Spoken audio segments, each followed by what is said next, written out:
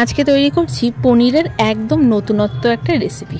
পনিরের তো আমরা অনেক রকমের রেসিপি খেয়ে থাকি, আজকের রেসিপিটা একদম আলাদা, যেটা শুধুমাত্র কোনো না কোনো ধাবাতেই এই পনির রান্নাটা পাওয়া যায়। সেটাই আজকে তোমাদের সঙ্গে শেয়ার করছি খুবই সহজে।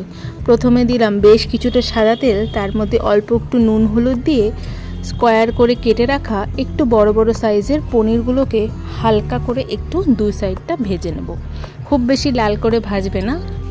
আমি যেহেতু ফ্রেশ পনির নিয়েছি তাই পনিরটা ভাজার পরেও কিন্তু বেশ অনেকক্ষণ পর্যন্ত নরম ছিল। তোমরা চাইলে ভাজার পরে অল্প একটু গরম জলে কিন্তু ডুবিয়ে রাখতে পারো পনিরটা। করে ভেজে আমি পনিরটা একটা প্লেটের মধ্যে তুলে রেখে দিলাম। পনিরটা তুলে রাখা হয়ে গেলে ওই তেলের মধ্যে দিব আমি কিছু গোটা গরম মশলা ফোড়ন, তার সাথে দিব অল্প একটু জিরে। ভালো মতন সুন্দর গন্ধ বের হলে দিয়ে দেব ছোট ছোট করে কেটে রাখা আলু। নুন হলুদ দিয়ে ভালো মতো আলুটা ভেজে নেব। তোমরা যদি চাও তাহলে আলু নাও দিতে পারো। আলুটা ভালো মতো ভাজা হয়ে যাওয়ার পরে এর মধ্যে আমি দিয়ে দিচ্ছি দুটো মিডিয়াম সাইজের ছোট ছোট করে কেটে রাখা পেঁয়াজ।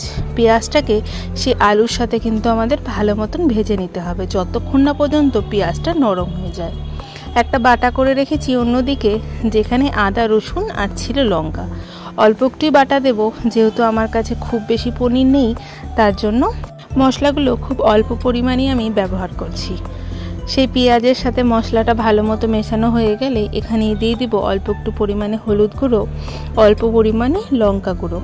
আমি কিন্তু এখানে আর কোনো গুঁড়ো মশলা ব্যবহার করছি না। লঙ্কা গুঁড়ো হলুদ গুঁড়ো দেওয়ার পরে দিয়ে দেব ছোট ছোট করে কেটে রাখা দুটো মিডিয়াম সাইজের টমেটো। সমস্ত কিছুকে বেশ অনেকক্ষণ ধরে কষাতে হবে যতক্ষণ না পর্যন্ত সেই মশলা থেকে কাঁচা গন্ধটা চলে যায়। আমি এর মধ্যে অল্প একটু জল দিয়ে ভালো মতন কষিয়ে নিলাম আরও কয়েকবার। এবার দিয়ে দিলাম পরিমাণ মতো অল্প একটু নুন। এবার চলো এটা ততক্ষণে হতে থাক, অন্য একটা কড়াইতে সিক্রেট একটা মশলা তৈরি করি। কড়াইটা ভালো মতন গরম হয়ে যাওয়ার পরে আমি এখানে 3 থেকে 4 চামচের মতো বেসন দিয়ে দিচ্ছি। এই কড়াইয়ের মধ্যে ভালো মতন বেসনটা একটুখানি ভেজে নেব, যেন সেই বেসনের যে কাঁচা গন্ধটা থাকে সেটা কোনো রকমভাবে ওই মশলার মধ্যে না থাকে। কম আঁচ করে কিন্তু গোটা ভাজাটা তোমাদের করতে হবে।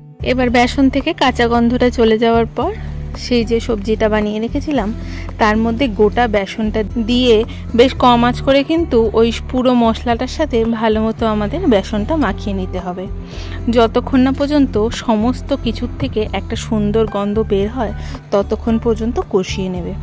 এবার ভালো মতন কষানোটা হয়ে যাওয়ার পর দিয়ে দেবে পরিমাণ মতো নুন। খুব সহজেই এই রান্নাটা হয়ে যায় আর খেতেও দুর্দান্ত লাগে। তোমরা এটা ভাত, রুটি, পরোটা বা ফ্রাইড রাইসের সাথেও খেতে পারো। অন্য স্বাদের একটা রান্না এটা। পুরো মশলাটা ভালো মতো ভাজা হয়ে যাওয়ার পর আমি এখানে যতটুকুনি গ্রেভি রাখবো ঠিক ততটুকুনি পরিমাণ জল দিয়ে দিলাম। জলটা ভালো মতো ফুটে ওঠা পর্যন্ত একটু অপেক্ষা করতে হবে। জলটা বেশ অনেকখানি শুকিয়ে গেছে। এবার আমি ভেজে রাখা সমস্ত পনিরগুলো দিয়ে ভালো মতো নাড়িয়ে ছাড়িয়ে অল্প দিয়ে দেবে পরিমাণ মতো মিষ্টি। মিষ্টিটা যেন খুব বেশিও না হয় আবার একদম কম না হয়। এবারও ভালো মতো নাড়িয়ে শেষে আমি দিয়ে দিচ্ছি অল্প একটু কাসুরি মেথি। বিশ্বাস করো এই কাসুরি মেথির জন্যও কিন্তু পুরোপুরি স্বাদটা একদম বদলে যাবে। এই কাসুরি মেথিটা কিন্তু আমি মেথি পাতা নিয়ে এসে বাড়িতেই বানিয়েছিলাম রোদ্রে শুকিয়ে। তোমাদের কাছে কেনা যদি কাসুরি মেথি থাকে সেটাও তোমরা অনায়াসে ব্যবহার করতে পারো। তৈরি হয়ে গেল আমার ধাবা স্টাইল পনির কারি। একবার বাড়িতে বানিয়ে দেখো, ভীষণ সুন্দর লাগে খেতে।